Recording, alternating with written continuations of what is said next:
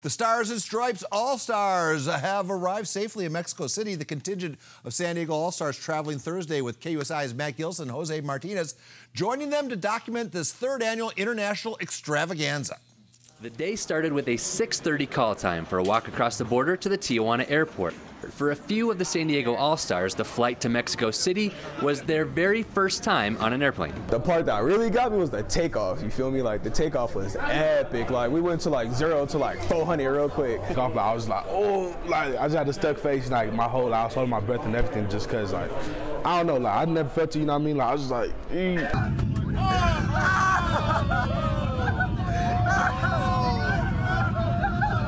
When we was in the air, it was kind of chill, but then like we got above the clouds, and then I looked down, and I was like, whoa. The worst part is just being in the air though, like when you're in there, like, and it's just going up, and you just tilt, you're just like, oh. Once they finally reached their destination, the Stars and Stripes got their first look at their opponent, and they both took their turns facing the media. Welcome, Gaby. How do you feel being here in Mexico? Excelente. ¿Hablas español? Sí. Perfecto. It's a pleasure to have that team. They love football, we love football, and it's going to be a great opportunity for us. They have a lot of talent. They are committed to good universities. Probably that is our dream, like be committed to Michigan or something like that. The local media showed up in full force with no fewer than 10 cameras in attendance. Every single year is getting better and better and better. Thanks, United States, because you give us, you know, the technique and everything about it. I think football in Mexico every single day is much, much, much better. From Mexico City, Matt Gilson, KUSI Sports.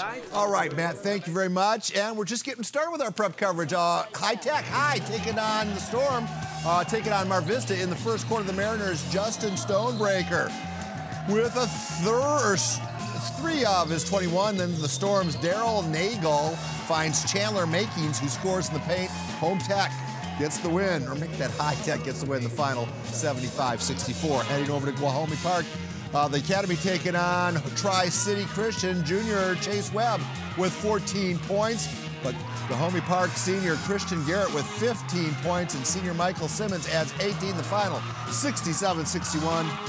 They are now 11-4, the Frogs are in for the year. And at Westview, it's the Palomar League matchup between the Wolverines and Rancho Bernardo in the 28th minute of the Westview free kick.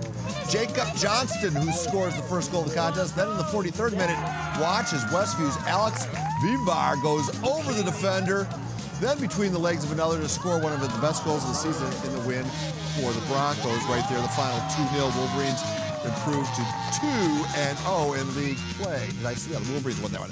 All right, heading over to San Marcos, tonight's playing host to RBV. Senior Pedro Mercado finishes the day with 2 goals, while fellow senior Jose Sanchez gets a pair. Final 6-1 San Marcos. They're now 1-0-1 in league, 10-1-3 overall. On the girls' side of things, at Point Loma, the Lady Pointers taking on Cathedral Catholic. First half, Don's freshman Savannah Winkenhofer scores from the far post, 30 yards out. Another Cathedral freshman finds the net in the second half as Madison Smith scores from inside the box. Final 2-1 Cathedral on top. We finish up at Claremont Community Pool, where the Mission Bay Buccaneers host Mesa in the second quarter. The Lady Bucks, Olivia Martinet spins and scores in the third quarter. It's teammate Piper McCarty finding Izana Height, who finds the back of the net. Final 9-3. Mission Bay on top. Saturday, they'll be busting heads. Tonight, they're breaking bread. The Spanos All-Stars getting together for a joint meal before the 28th installment of this time-honored classic. Joaquin Duncan was there for the dinner, had a little meal himself, and then spoke to some of the kids. Definitely want to win, but also want to have a good time and have a good memory, you know, leaving my high school experience playing football. This is just an awesome experience. It's cool to come out and play with a bunch of kids you don't know, build bonds that you're probably going to have for a long time. And it's really cool. It's a great experience. It's been a fun year, 4 years playing football, especially with my team this year. Had a great run. And then ending it with all these great guys from all around the county. It's going to be a fun time. I've been watching these guys on PPR highlight reels all year long.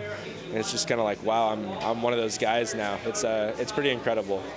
USD at home facing a Portland team that hasn't won a WCC conference game since beating the Toreros in the tournament last year. Toreros can't catch a lead until 2.5 minutes to go, but after that, the Pilots retake the advantage. It's nothing but airs in the final minute for USD as they watch it slip away. The final 55-49. They fall to those Portland Pilots again.